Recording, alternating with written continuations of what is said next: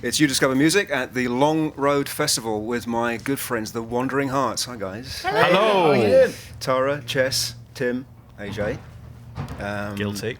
You're about to go on stage very shortly, but I mean, you're old hands at this game now. I mean, you've been gigging pretty much every night this year, haven't you? It feels like it sometimes, eh? Is anybody keeping score? Because I mean, there must be like you're getting towards some sort of record number. It feels like you hardly ever have a night off. If anyone is keeping score, it'll be Tara. She likes notes and Yeah. I mean, I'm really good with the information. Yes. It feels like. No, I don't. I mean, I'll work it out. I'll come back to you.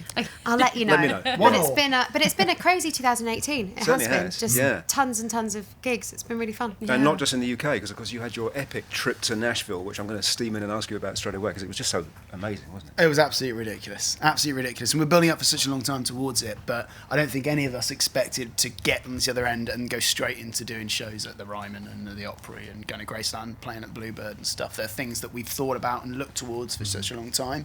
As the kind of prestigious venues that they are. So getting that, what felt like a once-in-a-lifetime opportunity to go there and do it, which then turned out to be twice-in-a-lifetime opportunity when we got invited back to go and play right, the Opry. But back very quickly, yeah. Yeah, absolutely, which was unbelievable, really. But it's just a fantastic experience that I don't think has really sunk in still. No. But, we've got a little return trip planned, so... For the Americana Festival. that's right. Yeah.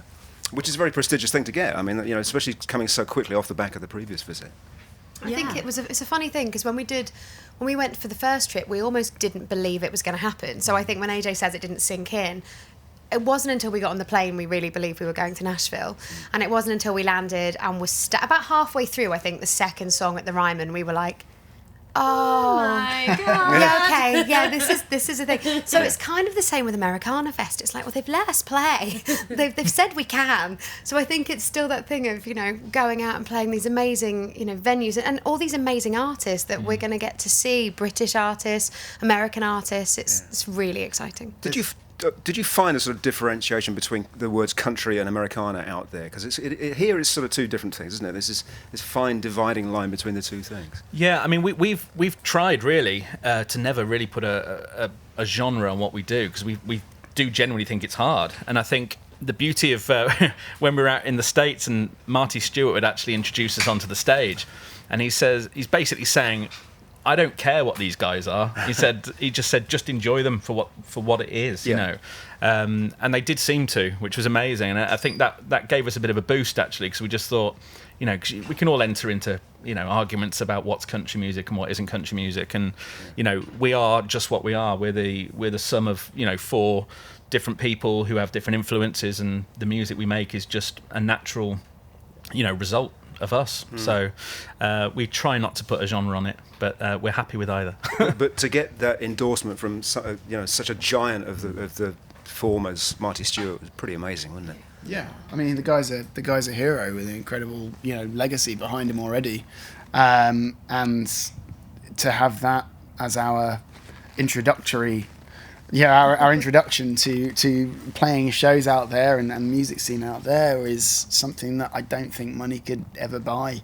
And the guy's got stories. His whole band were amazing. When we toured with them last year, that was only last year. Yeah. That felt like a bit of a holiday for us. And less than a year ago, actually, wasn't it? It was, man. It's October or something. It's nuts, really. Like the way that things have gone on, like that. But that was not. It didn't only just feel like a holiday with those guys. It was an education as well, because we got to watch them every night and go in to play the shows that we did with them in the States, especially when we got out front at Graceland and watched them play again. We had that whole experience over again, and it was wonderful. So how was the Graceland thing? I mean, it's tiny, as everyone says. You go there, people think it's 10 times the size that it actually is. So you're playing in one of the little rooms there? So they actually have a theatre. It's like a big theatre as part of the hotel. There's like a guest house. A big guest house that's there.